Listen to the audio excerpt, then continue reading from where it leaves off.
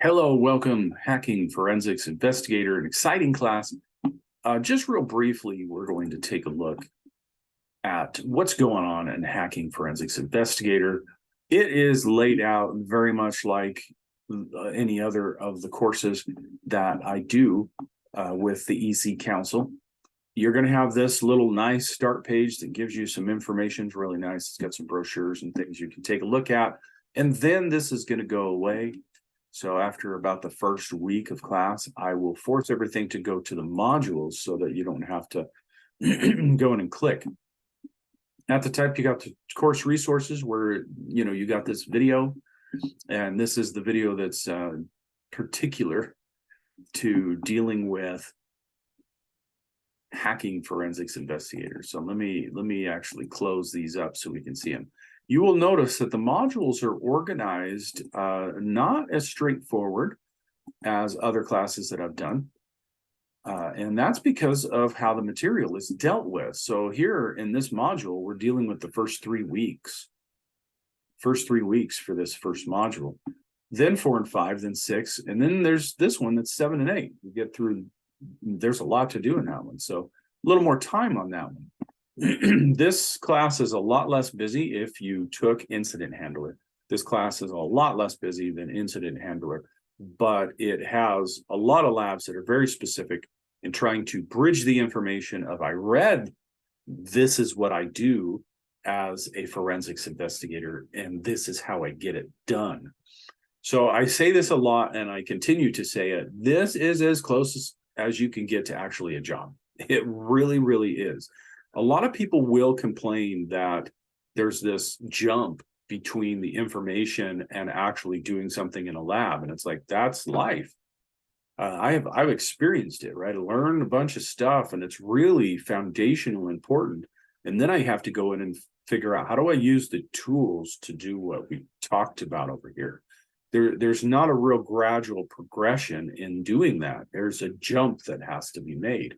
It's no different than if, this doesn't happen, right? Because if you've ever worked construction, then you just kind of jump into it. May explain along the way, but they could sit you down for a week prior and say, hey, this is pretty much how we build a house and what needs to be done first, and why time schedules get mixed up and why it's important for you to do it this way and that way. But that's all academic. You haven't actually done it. And so there's that leap now of, okay, let's get going. Now, if they just expect you, right? They just expect you to go, well, we told you that, when you form these beams together, this is what you do. So do it. And a lot of times you're going to have to go, can you show me that? Can you show me? And so there is that leap that people need to be aware of okay, I read all about it, and now I have to do it. Now, I plan on doing a lot of these labs, and I don't plan on doing all of them because I don't want to just have some step through that you go through and follow along, because then you don't learn anything, right? So if you've done EC Council, other classes, Ethical Hacker, or if you've done Incident Handler, you will know that the labs are long and that you might have to do them 2 or 3 times. That means that if it's 2 hours for a single lab and you go through it and kind of understand it, right, you didn't pass it, you're doing that again, and that's another 2 hours. But again, if you really want to know what you're doing so that you can sit in an interview and say, yeah, I worked with these tools, I had to do this, right? If you want to be able to do that, this is how we get it done. This is how we do it. All right, so again, weeks 1 and 2 plan are right here at the top. Actually, it should say weeks 1, 2, and 3 plan. I'll change that. And not really, you don't have to look at these. I imagine most people won't, but it does give you your objectives. It tells you the modules that we're going through and so on. And then, so most people won't look at that, but it's there if you want it. It's like a little tiny syllabus for that section. This is where I'm going to put my lectures. So the things I do, whether it's just sitting here like this, or whether it's actually in class, and I'm showing things in class, they'll be on that page. And then, of course, you've got your discussions that you've got to do and your assignments for readings, which is very, very similar. Very similar. Oh yeah, there's the week 3 plan. I forgot I did it that way. So in any case, what do you have to do on this? It needs to be a complete answer. I try to respond to what you've submitted very quickly, especially in the beginning of the class, because I need you to know whether or not you're actually doing a good job on your definitions. Straight off, if you've already taken an EC Council course, you know what is involved here. You're already hitting the ground running, and that should be almost entirely all of you. A few of you will come in, the semester this is taught and you haven't taken that. This really, describe the role of forensics investigator in instigating computer forensics for an organization. I'll actually pull up a good answer for that that I pulled up that I had there.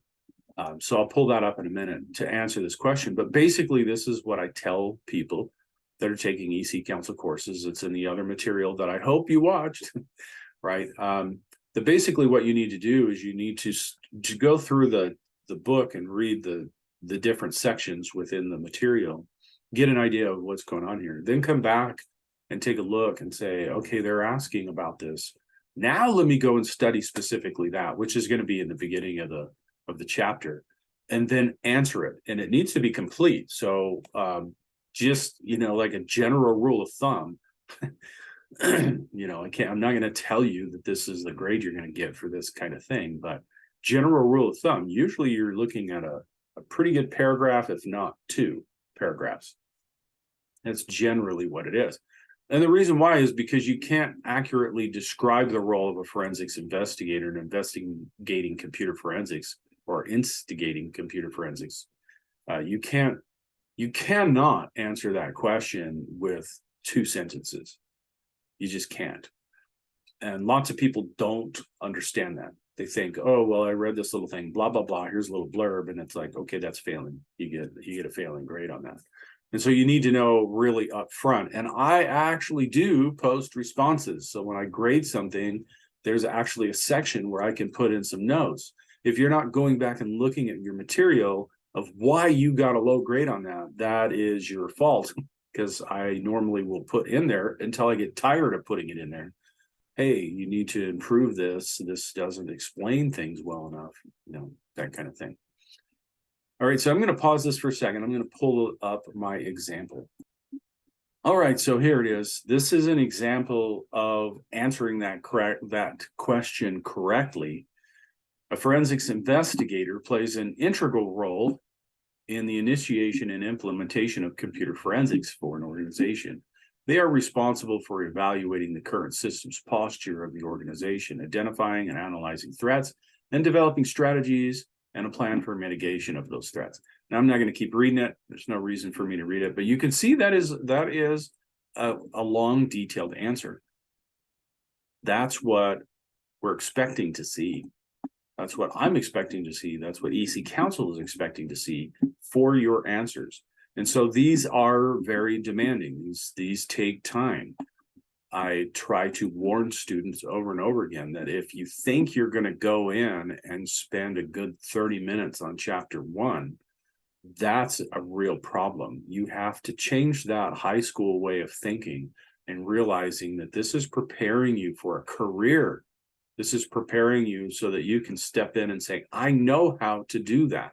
And that cannot be done with 30 minutes a chapter.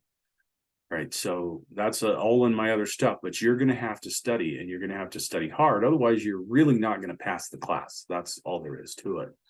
So if you have more questions, let me know. But this is really the layout of forensics investigator. And of course, in my first lecture, I'll talk a lot more about what a forensics investigator is. But this is how it's laid out. You will have enough time to go through this. But again, you got to knuckle down and actually spend your time studying so that you can answer these questions correctly.